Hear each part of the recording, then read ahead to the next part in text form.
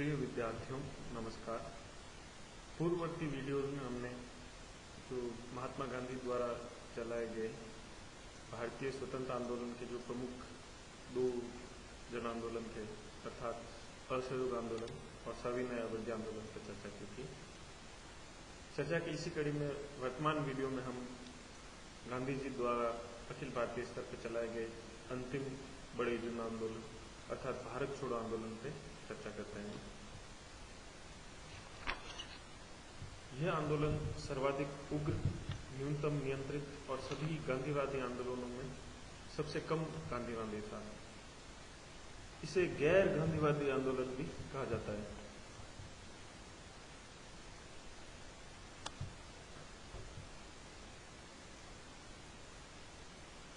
इसे गैर गांधीवादी आंदोलन क्यों कहा जाता है, तो उस पर हम चर्चा करते हैं।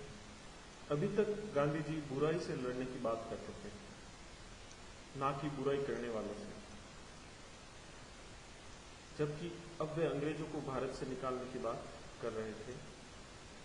गांधी जी ने आत्मरक्षा में हथियारों के प्रयोग को भी न्यायोचित ठहराया था।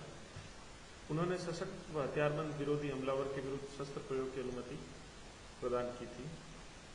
गांधी जी ने करो या मरो का आह्वान किया। वह कहा कि अब किसी भी स्थिति में देश को बंधनों में जकड़े हुए नहीं देखना है। गांधी जी ने स्वयं माना था कि यह उनके जीवन का आखिरी संघर्ष होगा। स्वतंत्रता में अब किसी भी प्रकार की देरी अपमानजनक व हानिकारक है। गांधी जी ने माना कि राष्ट्र तभी अपना अस्तित्व बनाए रख पाते हैं जब लोग राष्ट्र के लिए अपना जीवन बलिदान करते हैं। उन्होंने स्पष्ट किया कि इस बार वे आंदोलन को वापस नहीं लेंगे। उन्होंने इस बात की भी अनुमति दी कि लोग आवश्यकता पड़ने पर पुलिस थानों का नियंत्रण भी अपने हाथ में ले सकते हैं। उन्होंने राज्य द्वारा की जा रही हिंसा के प्रत्युत्तर में जनता द्वारा की जा रही हिंसा की आलोचना से इनकार किया था। कांग्रेस ने भी यह स्वयं स्पष्ट किया था कि हिंसा को सहन करने की कोई आवश्यकता नहीं है।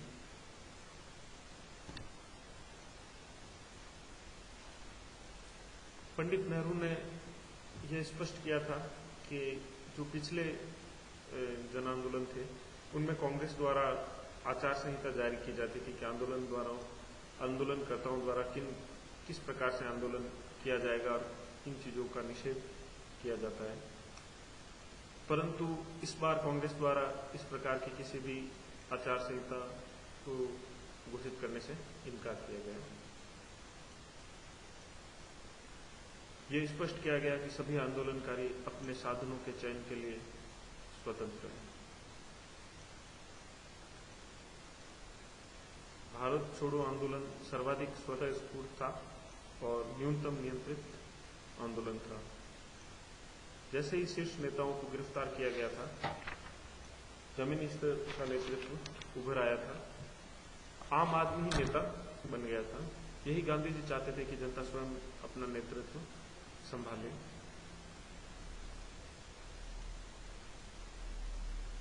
हालांकि आम जनता ने इसमें बढ़ चढ़ के इस आंदोलन में अपना योगदान दिया, परंतु अनेक भारतीय जो राजनीतिक परिदृश्य के अनेक जो इकाइयां थी या अनेक जो पात्र थे, उन्होंने इस आंदोलन का विरोध भी किया था, जिनमें थे डॉक्टर भीमराव अंबेडकर। उन्होंने इस आंदोलन को मूर्खतापूर्ण और दुस्साहस भरा आंदोलन कहा और दलितों से आह्वान किया कि वे इस आंदोलन से अपने आप को अलग रखें। मुस्लिम लीग ने भी इस आंदोलन का विरोध किया।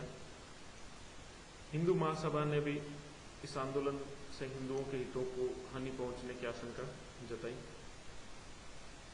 एमएन रॉय ने,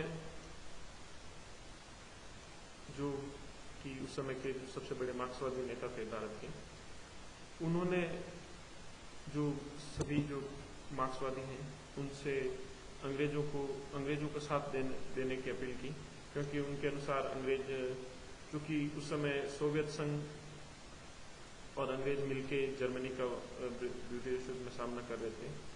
अतः सोवियत संघ के प्रभाव से जो भारतीय जो कम्युनिस्ट थे उन्होंने भी इस आंदोलन में अंग्रेजों के विरुद्ध ऐसी स्थिति में अंग्रेजों के विरुद्ध आंदोलन करने से इनकार किया।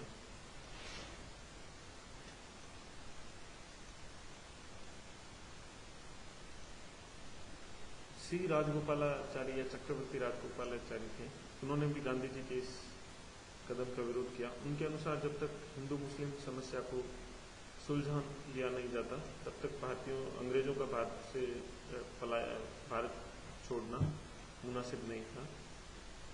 उनका मानना था कि यदि हिंदू मुस्लिम प्रश्न का हल किए बिना यदि अंग्रेज भारत से चले गए तो सर्वत्र भारत में अराजकता की स्थिति उत्पन्न हो जाएगी।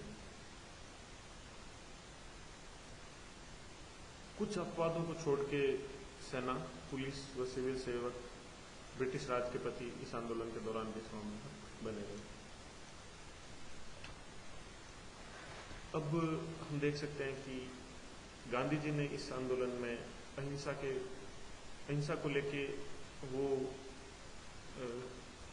अपनी प्राथमिकता में शामिल नहीं किया अहिंसा को, या अहिंसा को लेके वो उत्साह नहीं दर्शाया। तो इसके क्या कारण हो सकते हैं? इस संबंध में फ्रांसिस हचिंस नाम के विद्वान हैं। उनके अनुसार गांधी जी भी आखिरकार एक राजनीतिज्ञ थे, वे एक मजे हुए रणनीतिकार थे। उनके अनुसार अहिंसा के प्रयोग का जो प्रमुख उद्देश्य था गांधी जी का, वह था आम जनता को राष्ट्रीय आंदोलन से जोड़ना और राष्ट्रीय आंदोलन के जो दायरा है उसको विस्तृत करना। क्योंकि एक बार इस लक्ष्य को प्राप्त कर लिया जाए तो उसके बाद उनके अनुसार अहिंसा की उतनी आवश्यकता नहीं थी जितनी कि पूर्ववर्ती आंदोलनों में थी।